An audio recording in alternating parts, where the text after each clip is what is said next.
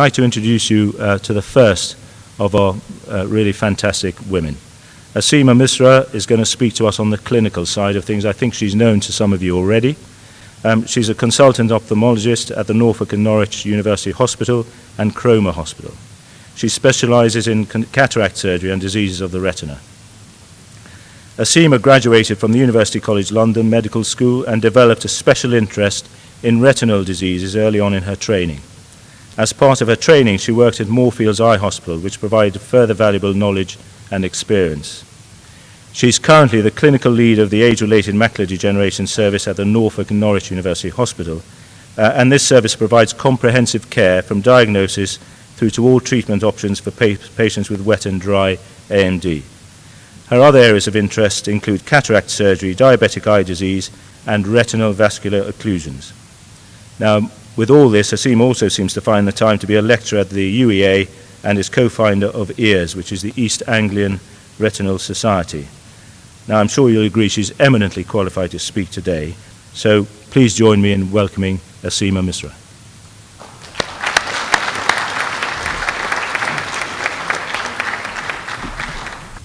Afternoon, everybody. Thank you, Michael, for that introduction. Yes, my very important 2:30 appointment's actually my 4-year-old and my 2-year-old. They finished nursery at that time, so I'm sorry, I will have to run off to get them. But it's very nice to be here, and thank you all for coming, and thank you to the Macular Society for the invitation. I think these are very worthwhile symposiums, and hopefully, amongst all the things that Michael mentioned, we'll also be increasing some awareness, particularly in Norfolk, where, as you all know, that we do have an increasingly elderly population. Good Norfolk air means that people live long and healthy lives here. So, macular degeneration is becoming more and more important here. My talk, as Michael said, is going to consist of the clinical side of things. So I'll talk about macular degeneration and the disease process, what's happening in your eye, why does this disease happen, look at some of the risk factors that we know about, the symptoms. So what symptoms would you expect to indicate that something was going on? And how do we make the diagnosis? So you come into the clinic, and how is the diagnosis made, and what treatment options we have at the moment. I'll also just touch on our macular service here, and it's lovely to see some familiar faces in the audience who are our customers, probably is the best way to describe them. And then I'll very briefly touch on some future treatments, but we're very lucky to have Amanda Carr here with us today, who's going to go into that in more detail. So I'll give you some stats, just to set the background a little bit. Age-related macular degeneration, I'll refer to that as AMD from now on, is the leading cause of severe, irreversible visual loss in people over the age of 55 in the developed world, and it's the leading cause of blindness in the UK. A study from 2012 showed that the overall prevalence of late macular degeneration in the UK in over 50s was 2.5%, and that equates to about 513,000 people.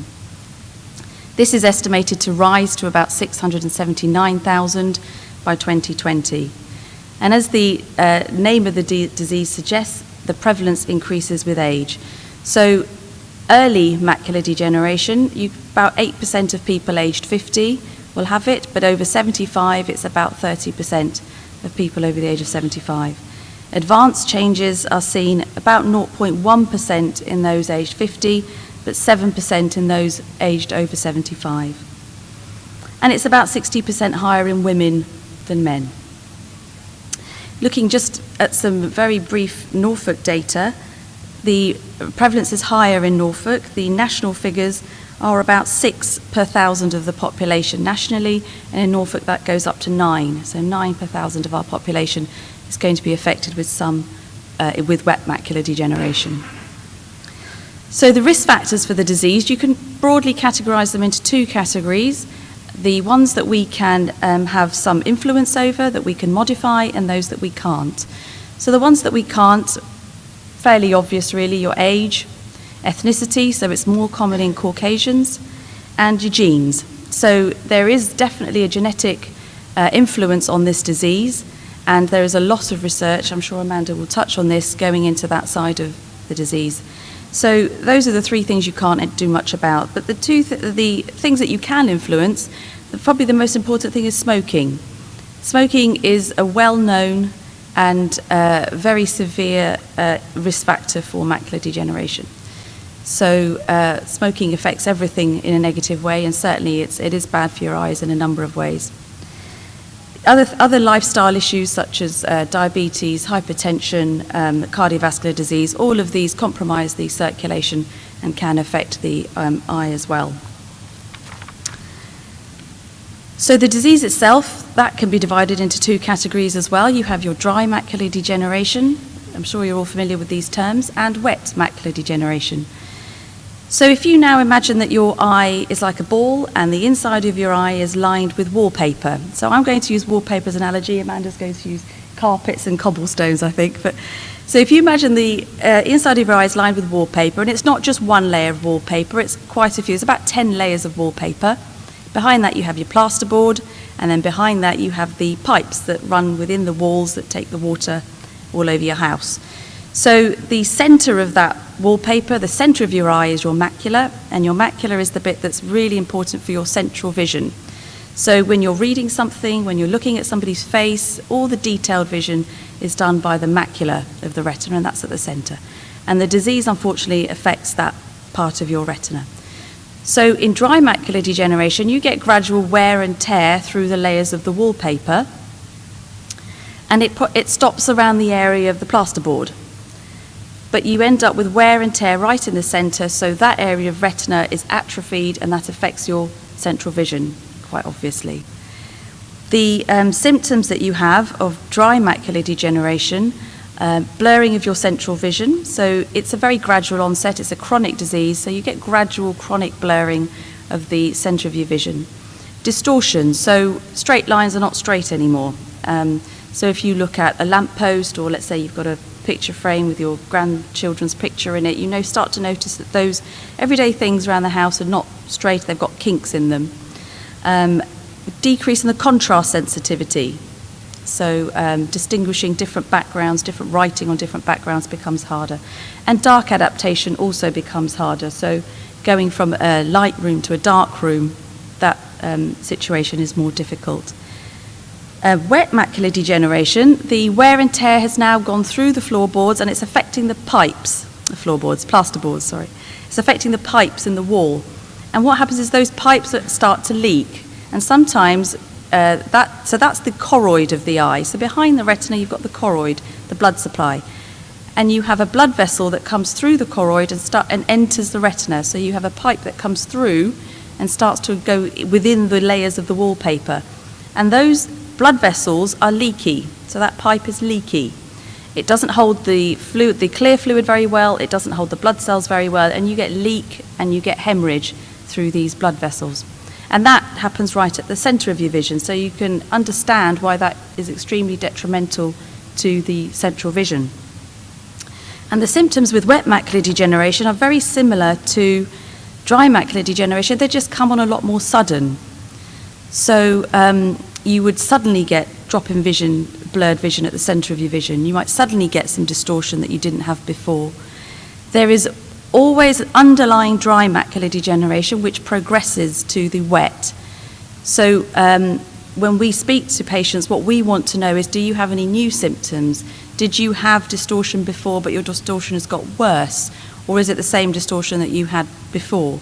So it's the timeline of the symptoms that's very important. So any one of you who might have a bit of distortion that you've had for a long time, don't worry. It's the newer worsening of symptoms that's the worrying thing. And there's a molecule called vascular endothelial growth factor, which we shorten to VEGF. And that molecule is a normal molecule that circulates within our body, and it's vital. We use it for the formation of new blood vessels. And that molecule gets released within the eye, and that's what causes the new blood vessel to grow through to the retina. And it's that molecule in particular that's targeted by therapies, which we'll come on to a bit later. So when you lose vision in wet macular degeneration, it's usually due to a bleed or leaking from the blood vessel that's underneath the retina.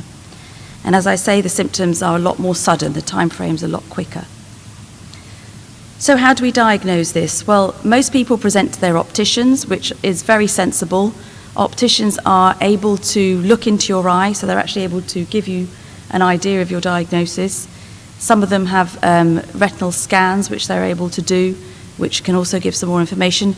And in Norwich, they have a fast-track system through to our hospital.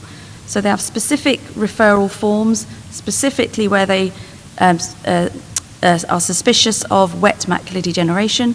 That is faxed through to us, and we pick up the forms in our office, and the appointments are made within a week. So actually, your optician is the best place to go to if you're worried about your eyes. So when you do come into the hospital, we take a good history. We want to know the time scale of the symptoms. Did you have blurred vision 6 months ago? Did it happen 6 days ago? All these things are very important. We want to know what medications you're on. Some of those can interact with the treatments that we're going to give you. And your lifestyle. Do you drive? Because obviously that's extremely important if you're driving and if you've got disease in one or the other or both eyes. And then we want to know about your smoking. Do you smoke? Because obviously we can offer you some help with that. And who's at home with you? Because it can be quite a devastating disease. And do you have support at home? Do you need support? So all those sort of things are what we use and when you come to the eye clinic, the sort of things that we look into. And then we dilate your pupils, and we have a good look inside the eye. If you've got dry macular degeneration, there can be obvious signs of wear and tear and changes in the colour of the retina. If there is wet macular degeneration, we might see hemorrhaging, fluid collecting, and then you would go on to have a retinal scan. And the retinal scan gives us a lot more detail about the retina itself and what's going on. So the retinal scan is a non-invasive procedure. It's you have your pupils dilated, and then the scan takes about 20 seconds on each eye. And it's gold standard now for all retinal diseases. It's used to diagnose, it's used to manage, and to monitor treatments. So those of you who already come to the eye clinic will be very familiar with that. It's very routine. And obviously then we look in your eye. So putting all those things together gives us enough information, and we're able to make the diagnosis. So the treatments in terms of dry macular degeneration are limited at this stage. And actually, as I'm sure Amanda will talk to you about, it's probably the most important stage because it's the early stage. It's the stage where you still have good vision. It's the stage where you may actually still be asymptomatic, so you may have no symptoms at all. And so really that's the stage that we would love to be able to try and treat this disease so that we either cure it completely or we at least slow down the progression considerably. So there is a lot of research going into that stage of macular degeneration. But at the moment, we certainly would advise you to stop smoking, and we can offer you help on the NHS for that. And then lifestyle choices. So diet is a big factor. We know the antioxidants and nutrients that are required to help the health of the retina, including lutein, zeaxanthin, zinc. And all of these are available in abundance in the natural world. So lots of leafy green vegetables, kale, spinach, broccoli, all of these, oily fish, so mackerel, salmon, nuts, blueberries, all these sorts of things contain all of these vitamins and minerals. But if that's not possible, your diet is not as good as you'd like it to be, then certainly you can get supplements. And most chemists do these supplements for the retina, and they'll all contain all of these specific vitamins and antioxidants that the retina needs. And there are lots of studies that have shown that with established dry macular degeneration, these supplements are helpful. So with dry macular degeneration, that's where we are. And we can also give you a lot of support. The Norfolk and Norwich Association for the Blind here is very proactive. They are established in our clinic. They have their little desk, and they have volunteers there that are there every day. So we're able to offer you a lot of help in that way as well. Wet macular degeneration, we do have very good treatments for, and they came in back in about 10 years ago, 2006. So up until about 2006, there was no treatment for wet macular degeneration. And I was a trainee. I had been a trainee for 2 years, and it was a very sad clinic to do, really, because people would come to you. They'd had sudden drop in vision, which obviously are devastating for their life, and you would look in their eye. There were no scans then, but it was an obvious diagnosis to make, and really we would register them partially sighted or blind and offer them support, and that was all we could do.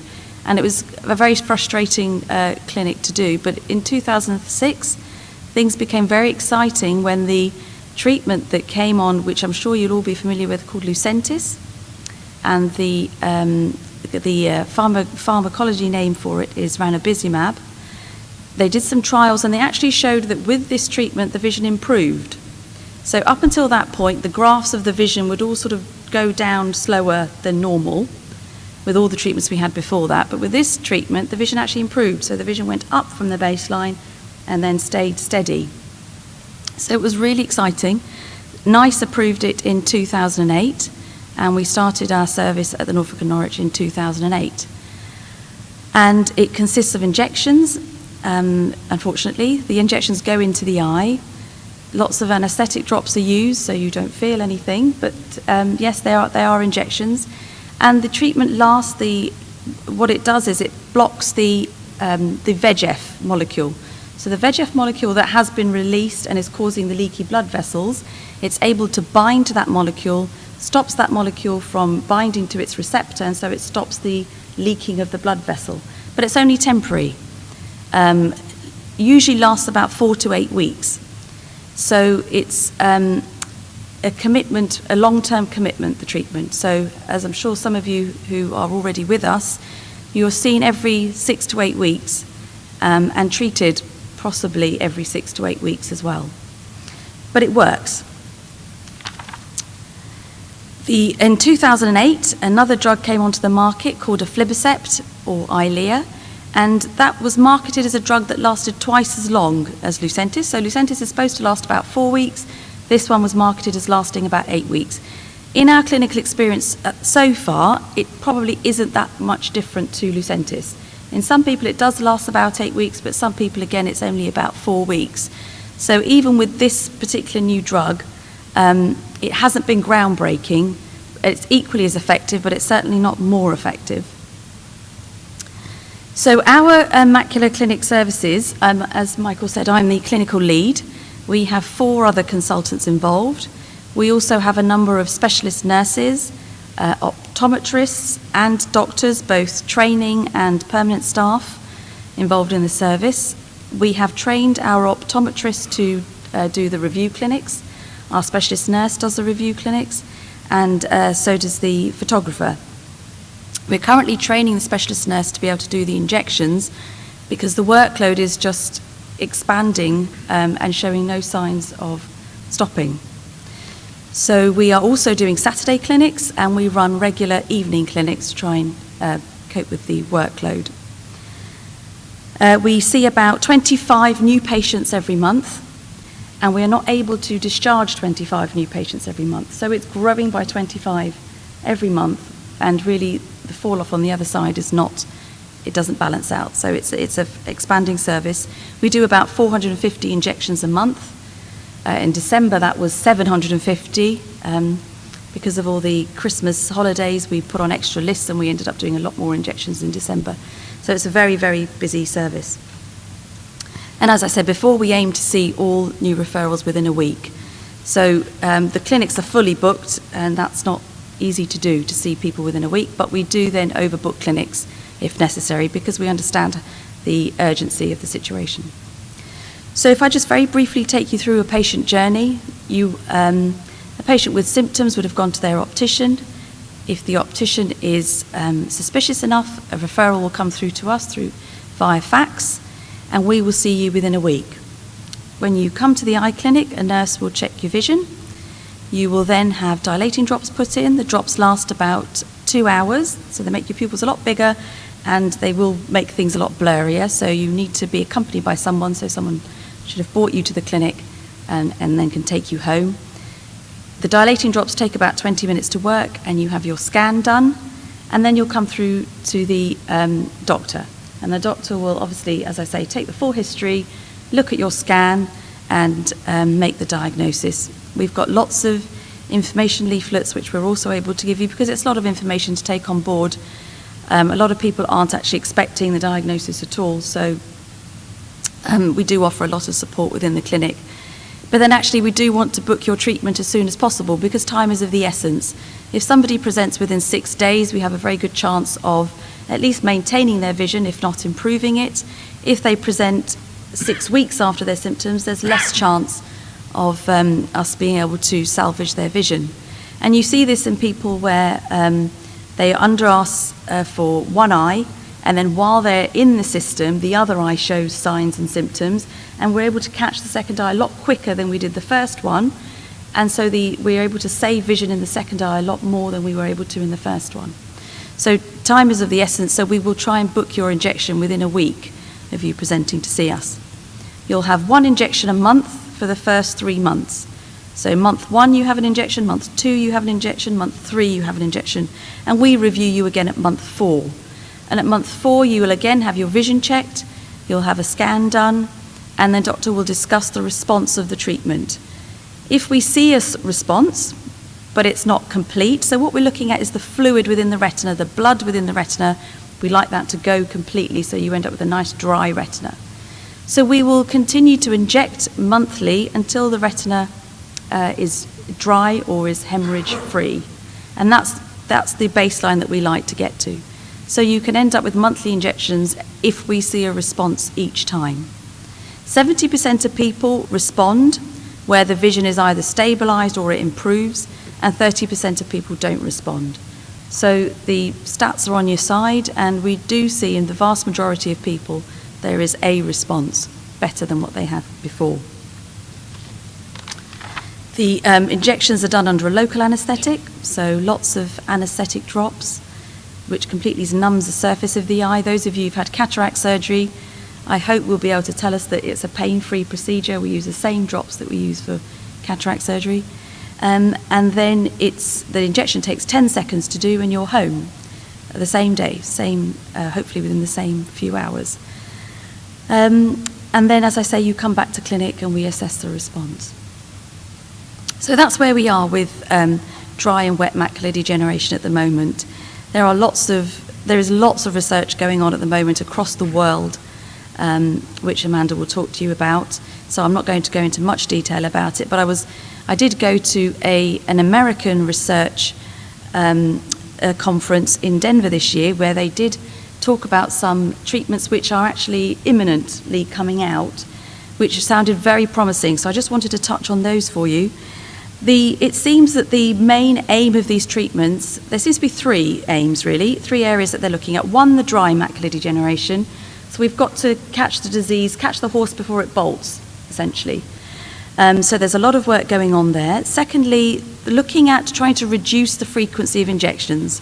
So trying to come up with a medicine that will last longer within the eye, not just 4 weeks, but 4 months or maybe 6 months, or a depot release, a slow release that hopefully maybe lasts a year. That would be ideal. So reducing the frequency of injections. And thirdly, looking at alternative methods of administering the treatment. As people tolerate the injection procedure very, very well, but as you can imagine, if you haven't had them, it's probably not the nicest procedure to go through. So they are looking at other ways of administering the treatment, which were very promising actually. So dry macular degeneration, there is a lot of stem cell research going on there. They're looking at the inflammatory cascade, the processes within our body that start the release of the VEGF molecule, catching that cascade a lot earlier so that you don't get to the release of the VEGF molecule. There was a paper on statins, so some of you may be on statins, and that was shown to help dry macular degeneration as well. And gene profiling, so looking at your genes and seeing who is predisposed to getting the condition, and then maybe targeting the treatments at those people. In wet macular degeneration, there is a drug called Fovista, which has completed the phase 2 studies, which means that the drug has been given out to people in larger numbers, looking at the safety of the drug. And this particular drug is targeted at platelet-derived growth factor. So we've talked about vascular endothelial growth factor. There's another growth factor, PDGF, platelet-derived growth factor, and it targets that growth factor. And the studies showed that combined with Lucentis, number one, it has much better visual outcomes compared to Lucentis on its own, and also that there's less scarring. So the retina starts to heal itself when you have the wet macular degeneration set in, and it heals itself with scarring. So this, and obviously that's detrimental to your vision. So this drug reduced the amount of scarring, and also the visual outcomes were better when it was used in combination with Lucentis. So that was very promising. Then there was another drug called Combicept, which is being used in China at the moment. It's been approved and is used there. That's another anti-VEGF, and it's another injection. And that has shown that it's as safe and as effective as Lucentis, but patients were needing less treatment. So Combicept, that was another one that's out there being used, which was very promising. There was another drug which the Americans were looking at with a very sexy name called X82, and that was targeting PDGF and VEGF, so both of those factors together. And what was interesting about this drug was that it's oral, so you take it in a tablet form.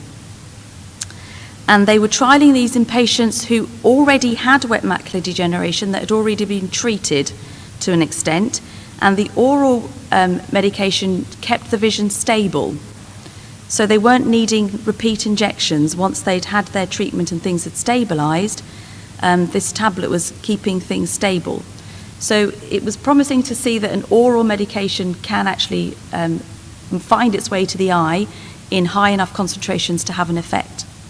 And then squalane, which was another great name, was another VEGF, PDGF, and also FGF, so fibroblast growth factor inhibitor, so targeting 3 different things. And this was an eye drop.